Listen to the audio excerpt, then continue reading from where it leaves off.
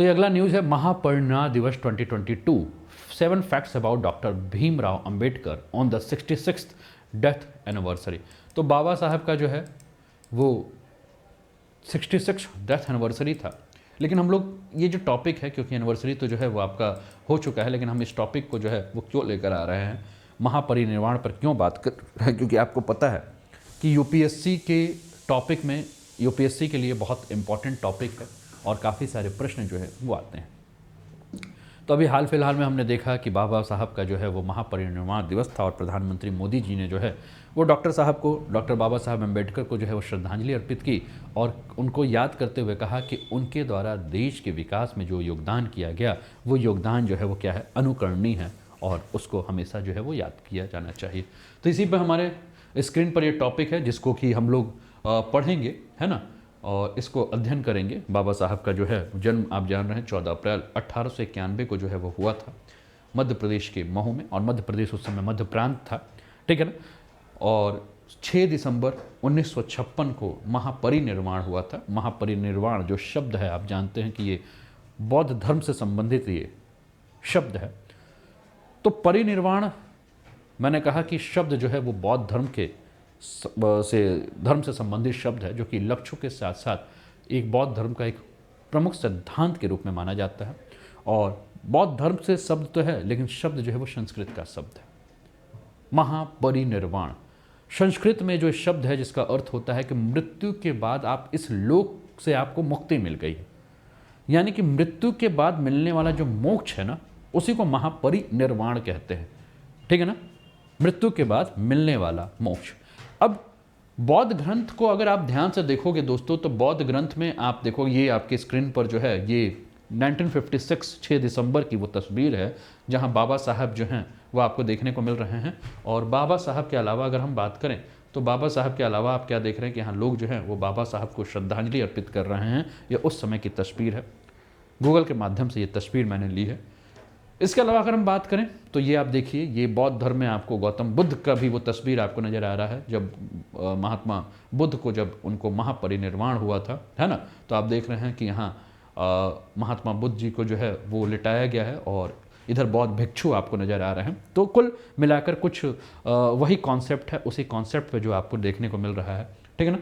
तो कुल मिलाकर हम जो बात कर रहे थे, हमने कहा कि देखिए एक बौद्ध ग्रंथ है, ठीक है ना। आप ये बाबा साहब के बारे में हम थोड़ी देर में बात करेंगे, लेकिन ये जो चीज़ है, एक सेकेंड,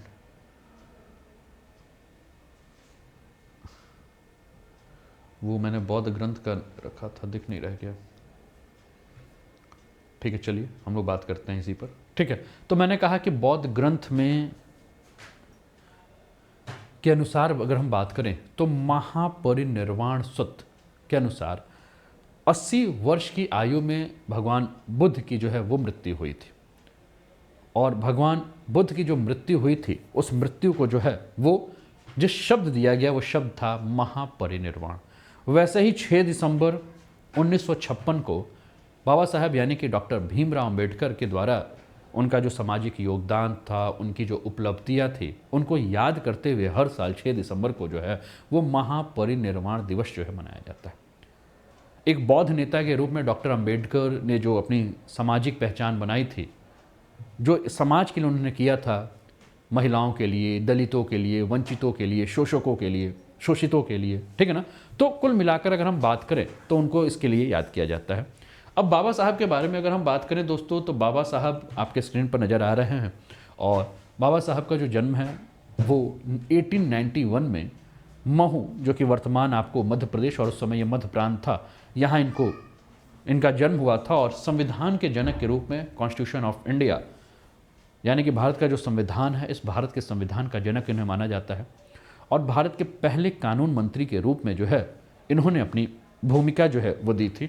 इसके अलावा अगर हम बात करें दोस्तों, तो ये आपको स्क्रीन पर जो है ये बाबा साहब नज़र आ रहे हैं और बाबा साहब के साथ वो पूरी टीम नज़र आ रही है जिसको संविधान निर्माण के मसौदा समिति के रूप में जाना जाता है और भारतीय संविधान के, है ना। तो अगर हम बात करें तो आप संविधान निर्माण के मसौदा समिति का ये पूरा दिख रहा है और इसमें अध्यक्ष के रूप में जो हैं वो बाबा साहब जो थे। अब बाबा साहब के बारे में ये कहा जाता है कि बाबा साहब डॉक्टर अंबेडकर जो है एक समाज सुधारक थे, एक विधिवेता थे अर्थशास्त्री थे, लेखक थे और बहुत सारी भाषाओं का उनके पास जो है वो विशेषज्ञता था। इसके अलावा जो है वो किसी भी बातों पर अपनी किसी भी मुद्दों पर अपनी बातों को रख लेते थे, तो इसलिए उनको एक मुखर वक्ता के रूप में भी जाना जाता था। काफ़ी विद्वान थे और काफ़ी सारे धर्मों में उनको जानकारी थी, तो उनको धर्म विचारक के रूप में भी जाना जाता था। आपको याद होगा दोस्तों कि ब्रिटेन और इंडिया के बीच में आज़ादी के पहले जो है वो कई सारे मुद्दों को लेकर जो है वो मीटिंग हो रही थी, जिसमें से एक मीटिंग जिसको कि हम राउंड टेबल कॉन्फ्रेंस के नाम से जानते हैं, गोल मेज सम्मेलन के नाम से जानते हैं। और बाबा साहब एकमात्र ऐसे व्यक्ति थे जो कि इन गोल मेज सम्मेलन में, आप देख रहे हैं आपके स्क्रीन पर इस एक गोल मेज सम्मेलन की चित्र है जिसमें आपको ये महात्मा गांधी जी जो हैं वो नज़र आ रहे हैं। और अगर बहुत ध्यान से अगर आप कोई देखेंगे तो यहाँ आपको जो है वो बाबा साहब जो है वो नज़र आ रहे हैं। एक तरफ आपको यहाँ गांधी जी नज़र आ रहे हैं, मैं हाईलाइट कर दे रहा हूँ, और यहाँ आपको बाबा साहब नज़र आ रहे हैं। और ये बाबा साहब ही एकमात्र व्यक्ति भारत के तरफ से थे जिन्होंने जो है वो तीनों का तीनों गोलमेज सम्मेलन जो है इसमें भाग लिया।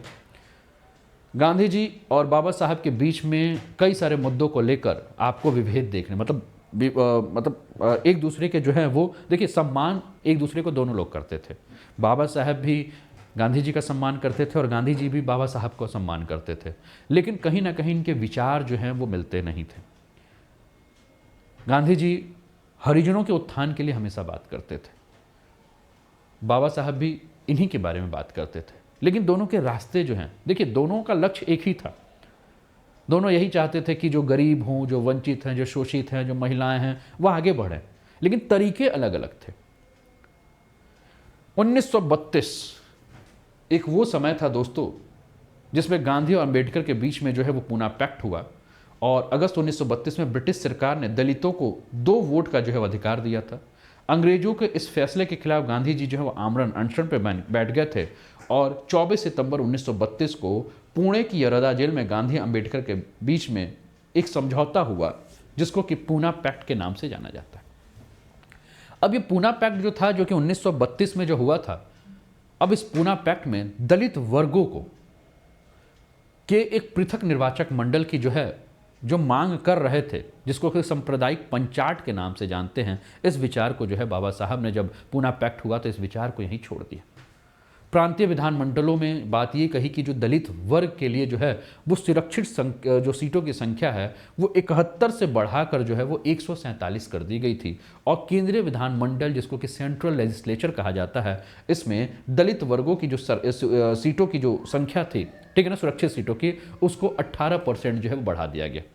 बाबा साहब के हाथ में एक और योगदान है दोस्तों, जिसको कि आप रिजर्व बैंक ऑफ इंडिया आप जो देख रहे हो, क्या आपको पता है कि रिजर्व बैंक ऑफ इंडिया के लिए एक कमीशन था जिसको कि हम हिल्टन यंग कमीशन कहते हैं। तो हिल्टन यंग कमीशन के बारे में अगर हम बात करें तो कहा यह जाता है कि बाबा साहब ने जो है वो हिल्टन यंग कमीशन के समक्ष जो है अपने विचारों को प्रस्तुत किया, और वही विचार जो है वो भारतीय रिजर्व बैंक की नींव रखने में काम किया। इसके अलावा अगर हम बात करें तो आपको हिंदू कोड बिल ये पता होगा, और 1951 में हिंदू कोड बिल को लेकर बाबा साहब जो हैं इनका मतभेद था, और इसके चलते, क्योंकि कानून मंत्री थे, और जब इनका मतभेद था तो 1951 में बाबा साहब ने जो है वो क्या कर दिया था, जो कैबिनेट था उस कैबिनेट से इन्होंने इस्तीफा दे दिया था।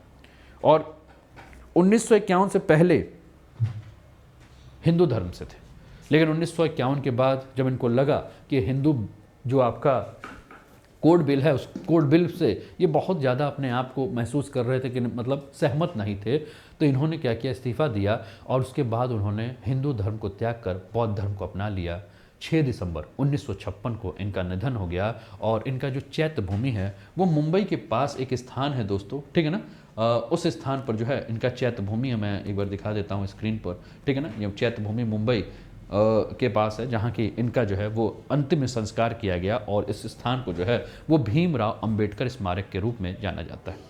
अब थोड़ा सा बाबा साहब के बारे में, जो इनकी राजनीतिक यात्रा है, तो इसके बारे में अगर हम बात करें तो 1936 में बाबा साहब जो हैं वो विधायक चुने गए बॉम्बे विधानसभा से। 1936 के 6 साल बाद यानी कि 1942 की अगर हम बात करें तो ये कार्यकारी सदस्य के रूप में वायसराय की कार्यकारी परिषद में इनको नियुक्त किया गया था। उसके 5 साल बाद यानी कि 1947 में अगर हम बात करें तो डॉक्टर बाबा साहब अम्बेडकर जो हैं वो स्वतंत्र भारत का जो मंत्रिमंडल बना, जो पहला मंत्रिमंडल बना, उसमें कानून मंत्री के रूप में जो है वो प्रधानमंत्री जवाहरलाल नेहरू के निमंत्रण पर जो है इन्होंने उस पद को संभाला।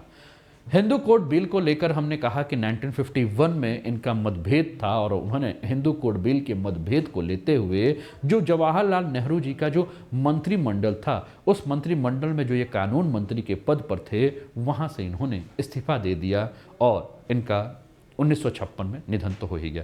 इनकी कुछ पत्रिकाएं हैं दोस्तों, जिन पत्रिकाओं में अगर हम बात करें तो इनकी कुछ पत्रिकाएं हैं जहां से प्रश्न हमेशा पूछता है, मूक नायक, प्रबुद्ध भारत, ठीक है ना, बहिष्कृत भारत, समता, जनता, ये इनकी कुछ पत्रिकाएं हैं।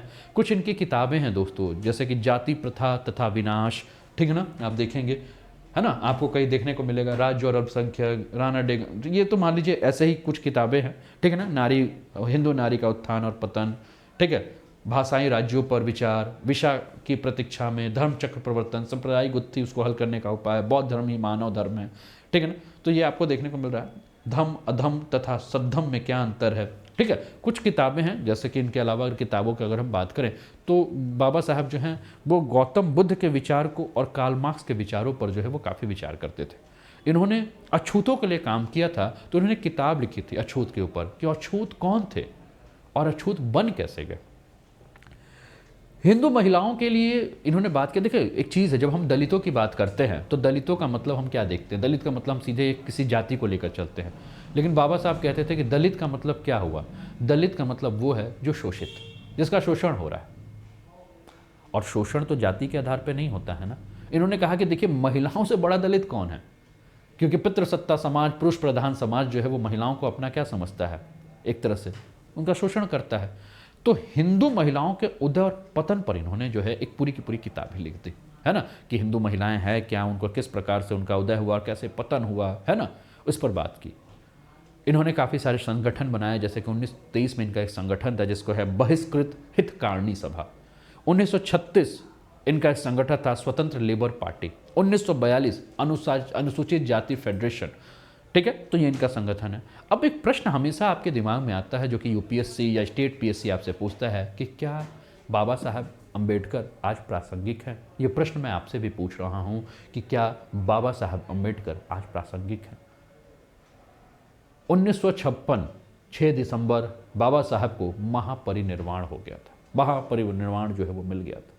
लेकिन आज भी जब हम बात करते हैं तो बाबा साहब के विचारों को लेकर हम आगे बढ़ते हैं।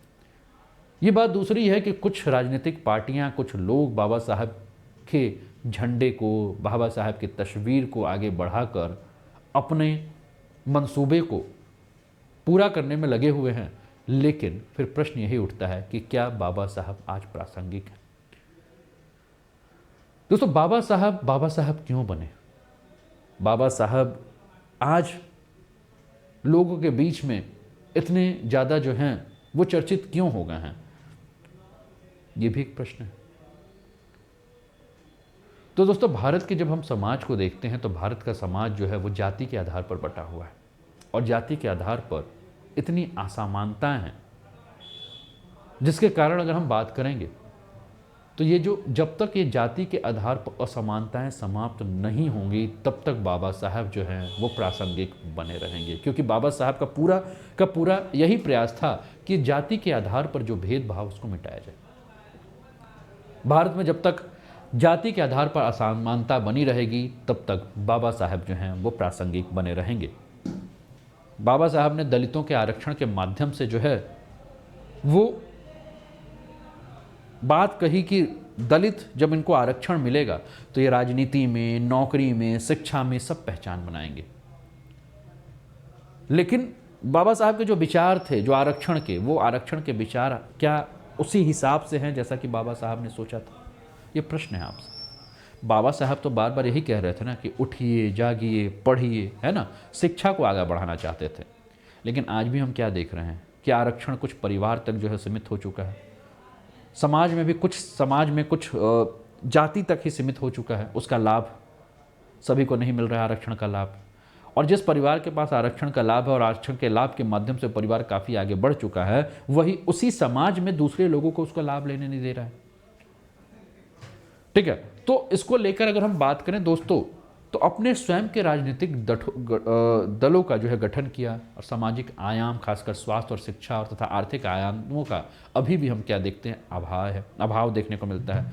सांप्रदायिक ध्रुवीकरण, राजनीति में सांप्रदायिकरण का जिस जिस प्रकार से उदय हो रहा है, ठीक है, संविधान की नैतिकता, अंबेडकर की दृष्टि को भारतीय संविधान की स्थायी क्षति से बचाने के लिए, धार्मिक नैतिकता का समर्थन करने के लिए आज भी बाबा साहब की प्रासंगिकता को हम भूल नहीं सकते हैं। समाज में जब तक संप्रदाय बना रहेगा, समाज में जब तक जाति के आधार पर भेदभाव बना रहेगा, तब तक बाबा साहब जो हैं वो प्रासंगिक बने रहेंगे। तो ये रहा दोस्तों आज का दूसरा सेशन। कैसा लगा ज़रूर बताइएगा, कैसा लगा ये टॉपिक ये भी ज़रूर बताइएगा। चैनल पर पहली बार है तो चैनल को सब्सक्राइब करके बेल आइकन दबा दीजिएगा। अपने मित्रों के साथ अगर शेयर नहीं किया तो शेयर कर दीजिएगा। मिलते हैं फिर नेक्स्ट क्लास में, तब तक अपना ध्यान रखिए, स्वस्थ रहिए, मस्त रहिए, तंदुरुस्त रहिए, हंसते खेलते मुस्कुराते हुए जीवन का आनंद लीजिए। जय हिंद, जय भारत। ठीक।